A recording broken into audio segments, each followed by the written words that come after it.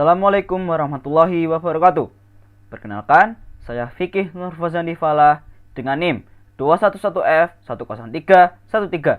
Di sini, saya akan menjelaskan tentang masalah sosial dalam penyalahgunaan narkoba dan psikotropika yang saya ambil dari materi pembahasan kelompok 9. A. Masalah sosial. Adapun definisi masalah sosial menurut beberapa orang ahli sebagai berikut.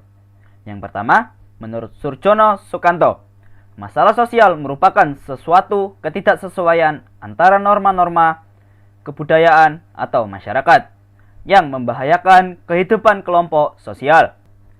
Yang kedua, menurut Vincent Parillo dalam Sutomo 2013, menyatakan bahwa pengertian masalah sosial mengandung 4 komponen sebagai berikut. A. Kondisi tersebut merupakan masalah yang bertahan untuk suatu periode waktu tertentu. B. Apabila dirasakan dapat menyebabkan kerugian fisik ataupun non-fisik, baik pada individu maupun bermasyarakat. Yang C. Merupakan suatu pelanggaran terhadap nilai-nilai dalam kehidupan bermasyarakat. D. Dapat menimbulkan kebutuhan dan pemecahan. Yang ketiga, menurut Sutomo, masalah sosial adalah sebagai suatu kondisi yang tidak diinginkan oleh sebagian besar warga masyarakat. Yang keempat, menurut Leslie, masalah sosial suatu kondisi yang mempunyai pengaruh terhadap kehidupan warga bermasyarakat sebagai suatu yang tidak diinginkan atau tidak disukai dan karena perlunya untuk diatasi atau diperbaiki. Menurut Martin S. Weinberg, masalah sosial adalah situasi yang dinyatakan sebagai sesuatu yang bertentangan dengan nilai-nilai oleh warga masyarakat yang signifikan, di mana mereka dapat dibutuhkannya atau suatu tindakan untuk mengubah situasi tersebut. Yang kedua, jenis masalah sosial menurut Balai Pengembangan Multimedia Pendidikan dan Kebudayaan atau BPMPK, Kemendikbudristek Republik Indonesia tahun 2016. A. Kemiskinan.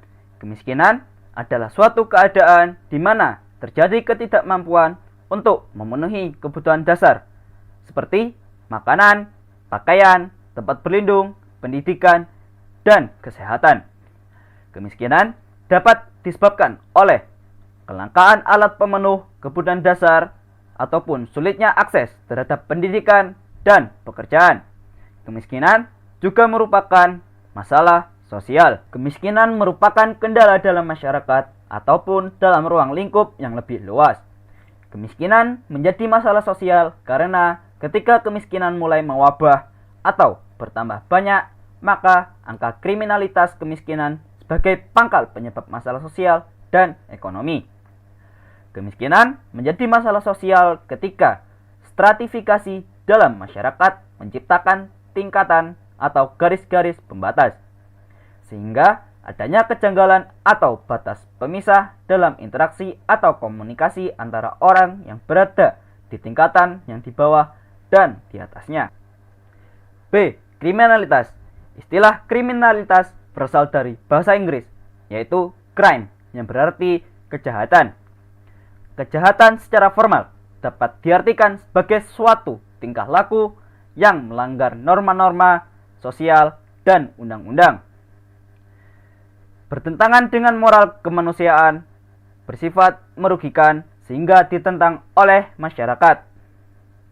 Dalam pandangan sosiologis, kejahatan diartikan sebagai semua bentuk, ucapan, dan tingkah laku yang melanggar norma-norma sosial, serta merugikan dan mengganggu keselamatan masyarakat, baik secara ekonomis, politis, maupun sosial psikologis. Sesuai dengan pandangan teori faktor sosial, lingkungan sosial, dan kekuatan-kekuatan sosial sebagai faktor penyebab munculnya kejahatan. Seiring dengan perkembangan teknologi dan meningkatnya pertumbuhan suatu negara, pemerintah berusaha keras untuk membentuk kekuatan baru dalam meningkatkan taraf keamanan. Namun, di suatu sisi, tingkat kejahatan pun semakin berkembang, dengan kualitas perbuatan yang semakin berat pula. Bahkan, terkadang kejahatan justru dapat menandingi atau bahkan lebih kuat dari kekuatan hukum. Pada masa modern seperti sekarang ini, tingkah laku kriminal bisa saja tidak lagi dianggap sebagai sesuatu bentuk kriminalitas, sebab hal itu telah membudaya dan sudah menjadi rahasia umum yang dapat ditebak. Biasa terdapat pada praktik-praktik korup, uang pelican atau suap untuk mempercepat penyelesaian masalah, buku bakti atau tanda bakti, gratifikasi kepada atasan demi menutupi perbuatan kriminal. C. Ketidakharmonisan keluarga. Keluarga merupakan tempat sosialisasi yang pertama dan utama bagi seorang anak dan satu-satunya media sosialisasi primer. Oleh karena itu, keluarga memiliki peran yang sangat penting bagi pertumbuhan dan pembentukan kepribadian anak. Di dalam keluargalah anak akan mendapatkan dasar-dasar penanaman nilai dan norma sosial. Serta di dalam keluargalah seharusnya anak mendapatkan pendidikan dan pengawasan yang lebih baik. Kenakalan remaja yang terjadi dari waktu ke waktu menunjukkan peningkatan kuantitas dan kualitas. Berbagai kasus kenakalan seperti tawuran pelajar hingga pembunuhan oleh anak usia remaja dinilai salah satunya disebabkan oleh ketidakharmonisan keluarga. Ketidakharmonisan keluarga juga merupakan salah satu faktor penyebab terjadinya perilaku menyimpang. Ketidakharmonisan keluarga merupakan perpecahan keluarga sebagai unit, karena anggota-anggotanya gagal memenuhi kewajiban-kewajiban yang sesuai dengan peran sosialnya. Secara sosiologis, bentuk-bentuk ketidakharmonisan keluarga antara lain adalah A. Unit keluarga yang tidak lengkap. B. Disorganisasi keluarga karena putusnya perkawinan. C. Adanya kekurangan dalam keluarga tersebut, yaitu dalam hal komunikasi antara anggota-anggotanya. D. Krisis keluarga. Oleh karena salah satu yang bertindak sebagai kepala keluarga di luar kemampuannya sendiri meninggalkan rumah tangga, mungkin karena meninggal dunia, dihukum, atau karena peperangan. E. Krisis keluarga yang disebabkan oleh faktor-faktor intern, misalnya karena terganggu keseimbangan jiwa salah satu anggota keluarga. D. Kesenjangan sosial. Kesenjangan sosial adalah suatu keadaan ketidakseimbangan sosial yang ada dalam masyarakat yang menjadikan suatu perbedaan yang sangat mencolok. Fenomena ini terjadi hampir di semua negara di dunia, termasuk di Indonesia. Kesenjangan sosial di Indonesia sangatlah terlihat, seperti yang kaya dan miskin, maupun antara pejabat dengan rakyat.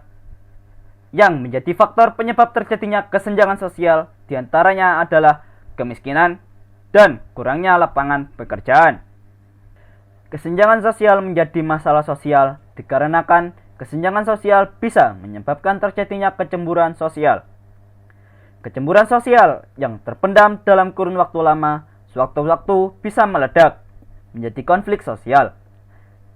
Banyak contoh kasus konflik horizontal yang pernah terjadi di Indonesia.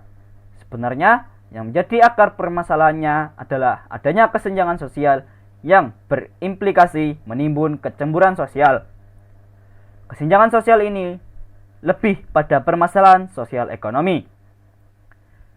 Pada satu sisi, ada kelompok masyarakat yang dapat hidup dengan segala kemewahan materi. Namun, di sisi lain, ada kelompok masyarakat hidup dengan segala keterbatasan ekonomi. Hal ini biasanya diikuti dengan kemudahan akses-akses dalam bidang lain yang tidak bisa dinikmati oleh kelompok yang lemah dari segi ekonomi. E. Peperangan. Sosiologi menganggap peperangan sebagai suatu gejala yang disebabkan oleh berbagai faktor. Peperangan merupakan satu bentuk pertentangan dan juga suatu lembaga permasyarakatan. Peperangan mengakibatkan disorganisasi sosial dalam berbagai aspek kemasyarakatan, baik bagi negara yang keluar sebagai pemenang dan juga sebagai negara yang keluar sebagai yang kalah.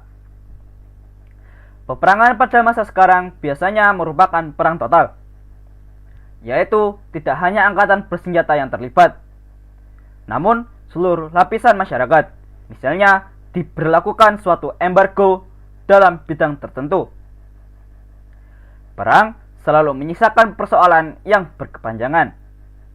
Retaknya hubungan sosial, bahkan mungkin dalam berkepanjangan yang sulit dihentikan. Selain tentunya korban harta bahkan nyawa. Trauma terhadap anak-anak menjadi persoalan sendiri yang dapat mewarnai perkembangan kepribadian anak-anak korban perang. Serta persoalan kemanusiaan lainnya seperti pengungsi, pemenuhan kebutuhan pangan, dan pendidikan. F. Kependudukan. Penduduk suatu negara pada hakikatnya merupakan sumber yang sangat penting bagi pembangunan. Sebab penduduk merupakan subjek serta objek pembangunan. Salah satu tanggung jawab utama negara adalah meningkatkan kesejahteraan penduduk serta mengambil langkah-langkah pencegahan terhadap gangguan memperoleh kesejahteraan. Karena kesejahteraan penduduk mengalami gangguan oleh perolehan-perolehan demografis yang seringkali tidak dirasakan. Di Indonesia, masalah kependudukan yang masih membelit adalah persebaran penduduk. Meskipun tingkat kelahiran mulai bisa dikendalikan dan yang masih sering disebut-sebut adalah kualitas SDM yang rendah. Masalah kependudukan terbagi dalam dua garis besar, yaitu masalah kuantitas dan kualitas. Yang pertama, permasalahan kuantitas diantaranya A. Jumlah penduduk, B. Pertumbuhan penduduk, C. Kepadatan penduduk, D. Komposisi penduduk. Yang kedua, permasalahan kualitas diantaranya A. Masalah tingkat pendidikan, B. Masalah kesehatan, C. Masalah tingkat penghasilan atau pendapatan, G. Kebodohan. Salah satu dampak negatif dari kebodohan adalah orang akan mudah untuk diperalat oleh orang lain. Selain itu, kebodohan akan membawa orang sulit meraih cita-cita yang tinggi. Kebodohan bisa disebabkan oleh pendidikan yang rendah ataupun kurangnya pemerataan pendidikan. Meskipun tidak bisa dibilang masyarakat Indonesia masih terbelenggu kebodohan, namun dari hasil survei yang dilakukan oleh beberapa lembaga survei menempatkan kualitas SDM Indonesia masih rendah. Masyarakat kurang mampu serta masyarakat yang terisolir secara geografis merupakan anggota masyarakat yang rentan terhadap masalah ini. Karena sulitnya memperoleh akses pendidikan yang layak. Maju dan tidaknya sebuah negara sangat ditentukan oleh kualitas sumber daya manusianya. Maka, jika sebuah negara ingin menjadi negara yang maju dan modern, harus memiliki kualitas sumber daya manusia yang berkualitas. Itu semua hanya bisa diraih melalui pendidikan. Akan sangat kesulitan sebuah negara bisa menjadi negara yang maju jika masyarakatnya masih terbelenggu dalam kebodohan. 3. Narkoba menjadi permasalahan sosial. Narkoba bisa menjadi permasalahan sosial karena dari narkoba sendiri mengandung zat atau obat baik yang bersifat alamiah, sintetis maupun semi-sintetis yang menimbulkan efek penurunan kesadaran, halusinasi, serta daya rangsang. Sementara menurut UU Narkotika pasal 1 ayat 1 menyatakan bahwa narkotika merupakan zat buatan ataupun yang berasal dari tanaman yang memberikan efek halusinasi, menurunnya kesadaran, serta menyebabkan kecanduan menurut Badan Narkotika Nasional 7 Januari 2019. Peredaran dan dampak narkoba saat ini sudah sangat meresahkan. Mudahnya mendapatkan bahan berbahaya tersebut membuat penggunanya semakin tinggi. Tak kenal jenis kelamin dan usia, semua orang berisiko mengalami kecanduan jika sudah mencicipi zat berbahaya ini. Obat-obatan tersebut dapat menimbulkan kecanduan jika pemakaiannya berlebihan. Pemanfaatan dari zat-zat adalah sebagai obat penghilang nyeri serta memberikan ketenangan. Penyalahgunaan bisa terkena sanksi hukum. Berikut beberapa jenis-jenis narkoba dan bahaya serta dampak narkoba pada hidup dan kesehatan menurut Badan Narkotika Nasional 7 Januari 2019. Yang pertama, jenis-jenis narkoba atau narkotika dan obat-obatan.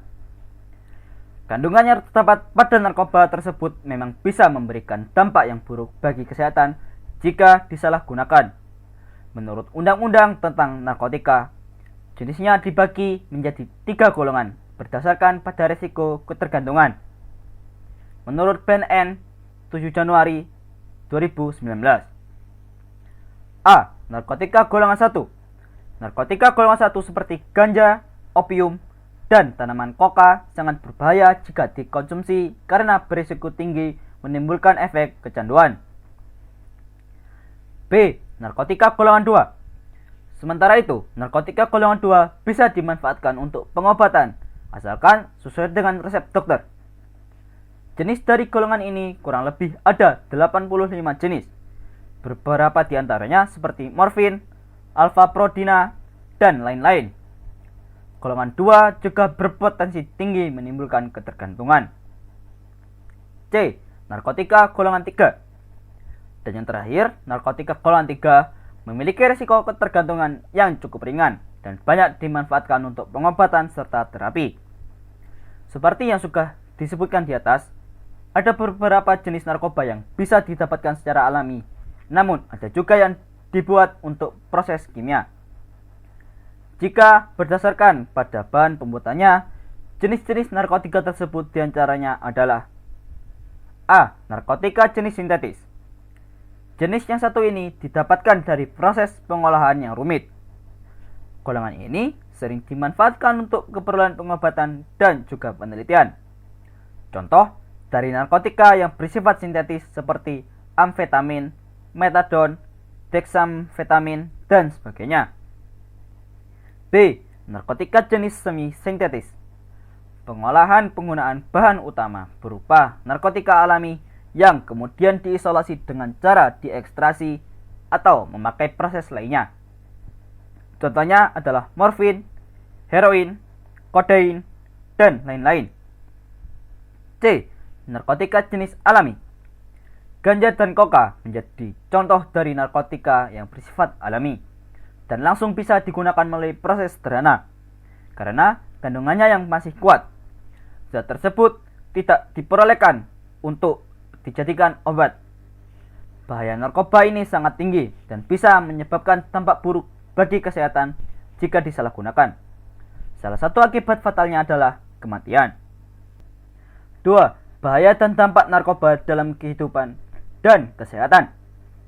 Peredaran dan dampak narkoba saat ini sudah sangat meresahkan. Mudahnya mendapatkan bahan berbahaya tersebut membuat penggunanya semakin meningkat. Tak kenal jenis kelamin dan usia, semua orang berisiko mengalami kecanduan jika sudah mencicipi zat tersebut. Meski ada beberapa jenis yang diperbolehkan dipakai untuk keperluan pengobatan, namun tetap saja harus mendapatkan pengawasan yang ketat oleh dokter. Ada banyak bahaya narkoba bagi kehidupan dan kesehatan. Di antaranya adalah A. Dehidrasi. Penyalahgunaan zat tersebut bisa menyebabkan keseimbangan elektrolit berkurang akibat badan kekurangan cairan. Jika efek ini terus terjadi, tubuh akan kejang-kejang, muncul halusinasi, perilaku lebih agresif, dan rasa sesak pada bagian dada. Jangka panjang dari dampak dehidrasi ini dapat menyebabkan kerusakan pada otak. B. Halusinasi. Halusinasi menjadi salah satu efek yang sering dialami oleh pengguna narkoba seperti ganja. Tidak hanya itu saja, dalam dosis berlebih juga bisa menyebabkan muntah, mual, rasa takut yang berlebih, serta gangguan kecemasan. Apabila pemakaian berlangsung lama, bisa mengakibatkan dampak yang lebih buruk seperti gangguan mental, depresi, serta kecemasan terus-menerus. C. Menurunnya tingkat kesadaran. Pemakai yang menggunakan obat-obatan tersebut dalam dosis yang berlebih, efeknya justru membuat tubuh terlalu rileks sehingga kesadaran berkurang drastis.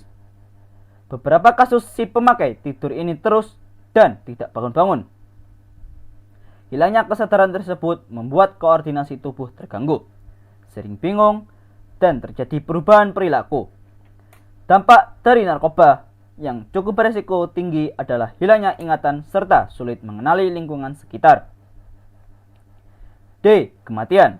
Dampak narkoba yang paling buruk terjadi jika si pemakai menggunakan obat-obatan tersebut dalam dosis yang tinggi atau yang dikenal dengan overdosis. Pemakaian sabu-sabu, opium, dan kokain bisa menyebabkan tubuh kejang-kejang dan jika dibiarkan dapat menimbulkan kematian.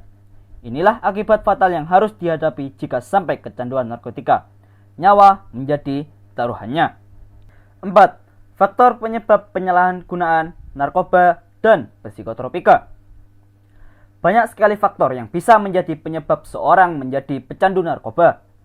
Misalnya, keinginan untuk mencoba, ingin tampil beda, kurang percaya diri, akhirnya menjadi adiksi atau ketergantungan, sehingga menggunakan narkoba sebagai gaya hidup atau lifestyle, pengaruh lingkungan, pergaulan yang salah, tekanan kelompok sebaya atau peer group, dipaksa, diancam, dijebak akhirnya terjerumus ke dalam penyalahgunaan narkoba.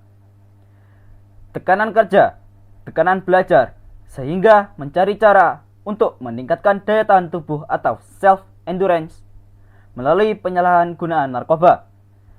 Faktor penyalahgunaan narkoba sendiri dibagi menjadi dua, yaitu faktor individu. Tiap individu memiliki perbedaan tingkat risiko untuk menyalahgunakan nafza. Faktor yang mempengaruhi individu terdiri dari faktor kepribadian dan faktor konstitusi. Alasan-alasan yang biasanya berasal dari diri sendiri sebagai penyebab penyalahgunaan nafza antara lain: A. Keingintahuan yang besar untuk mencoba tanpa sadar atau berpikir panjang mengenai akibatnya. B. Keinginan untuk bersenang-senang. C. Keinginan untuk mengikuti tren atau gaya. D. Keinginan untuk diterima oleh lingkungan atau kelompok. E. Lari dari kebosanan, masalah, atau kesusahan hidup. F. Pengertian yang salah, bahwa penggunaan sekali-sekali tidak menimbulkan ketagihan. G. Tidak mampu atau tidak berani menghadapi tekanan dari lingkungan atau kelompok pergaulan untuk menggunakan nafza. H. Tidak dapat berkata tidak terhadap nafza. Faktor lingkungan. A. Lingkungan keluarga. Hubungan ayah dan ibu yang retak. Komunikasi yang kurang efektif antara orang tua dan anak. Dan kurangnya rasa hormat antara anggota keluarga merupakan faktor yang ikut mendorong seorang pada penggunaan zat atau narkoba. B. Lingkungan sekolah. Sekolah yang kurang disiplin, terletak dekat tempat hiburan, kurang memberikan kesempatan pada siswa untuk mengembangkan diri secara efektif dan positif. Dan adanya murid pengguna nafza merupakan faktor kontributif terjadinya penyalahgunaan nafza. C. Lingkungan teman sebaya. Adanya kebutuhan akan pergaulan teman sebaya mendorong remaja untuk dapat diterima sepenuhnya dalam kelompok. Ada kalanya penggunaan nafza merupakan salah satu yang penting bagi remaja agar diterima dalam kelompok dan dianggap sebagai orang dewasa. Yang kelima, alasan penyalahgunaan narkoba dan psikotropika. Yang pertama, memakai karena ingin merasa ada. Biasanya alasan konyol pertama kenapa remaja tertarik menggunakan narkoba adalah ingin menunjukkan kepada teman-temannya bahwa ia hebat dan ingin pengakuan dan dianggap ada di dalam pergaulan. Namun, cara mereka menunjukkan eksistensi diri di dalam pergaulan sangatlah salah, yaitu melalui hal yang negatif. Padahal masih banyak cara lain, yaitu antara lain mengikuti les bahasa Inggris atau kegiatan ekstrakurikuler lainnya. Yang kedua, memakai untuk melarikan diri dari masalah atau ingin rileks. Kebanyakan remaja tertarik untuk menggunakan narkoba karena mereka terlalu banyak masalah, baik itu masalah pribadi maupun masalah keluarga, sehingga mereka mencari pelarian dan ingin melepaskan beban tersebut. Namun, menggunakan narkoba karena untuk pelarian adalah alasan yang konyol, yang tidak bisa diterima dengan akal sehat, karena hal tersebut tidak menyelesaikan masalah, tapi juga menambah masalah. 3. Memakai karena lagi bosan. Alasan konyol selanjutnya mengapa remaja tertarik menjadi pemakai adalah karena bosan dan frustasi dengan kenyataan hidup, sehingga mereka berpikir dan menganggap bahwa narkoba adalah pelarian yang bisa membuat mereka lebih hidup. Padahal suasana senang yang efek narkoba hanya sesaat, dan setelah efeknya hilang, maka mereka akan semakin bosan dan bertambah frustasi. Yang keempat, memakai karena menganggap itu keren. Banyak remaja yang menganggap bahwa menggunakan narkoba itu keren, sehingga mereka tertarik untuk melakukannya. Padahal hal tersebut tidaklah sekeren yang mereka bayangkan, justru bisa merenggut nyawa mereka kapanpun itu. Yang kelima, memakai karena merasa terlihat tambah dewasa. Alasan konyol lainnya adalah karena ingin terlihat tambah dewasa. Mereka beranggapan bahwa jika ingin terlihat dewasa harus menggunakan narkoba. Pola pikir seperti ini sangat salah, karena dewasa atau tidaknya seorang dilihat dari pola pikirnya, dan telah mengetahui mana yang baik dan mana yang buruk. 6. Memakai karena ingin memberontak. Banyak juga loh orang yang menjadi pemakai bukan karena kebutuhan dirinya, tapi lebih karena ingin membuat pemberontakan. Biasanya mereka ingin keluar dari norma atau aturan yang diberikan oleh keluarga dan masyarakat umumnya. Mereka pikir dengan mengkonsumsi narkoba akan terdorong untuk berani melakukan tindakan yang melanggar hukum atau sesuai dengan kehendaknya sendiri. Tapi sebenarnya yang terjadi, mereka makin tidak bisa hidup secara mandiri dan bebas lagi, karena sudah tergantung 100% kepada narkoba dan pengaruh candunya itu. Yang ketujuh, memakai karena ingin mencoba. Dan alasan konyol yang terakhir adalah karena ingin mencoba, sehingga mereka tertarik untuk menggunakan narkoba yang jelas-jelas sangat berbahaya bagi dirinya, bahkan bisa menyebabkan kematian. Ingat, sekali Anda masuk dalam perangkap narkoba, maka sulit untuk bisa keluar. Sehingga jangan pernah memakai barang haram tersebut dengan alasan ingin coba-coba. Sekian pemenuhan tugas dari saya. Apabila ada salah kata atau kekurangan, mohon dimaafkan. Wassalamualaikum warahmatullahi wabarakatuh.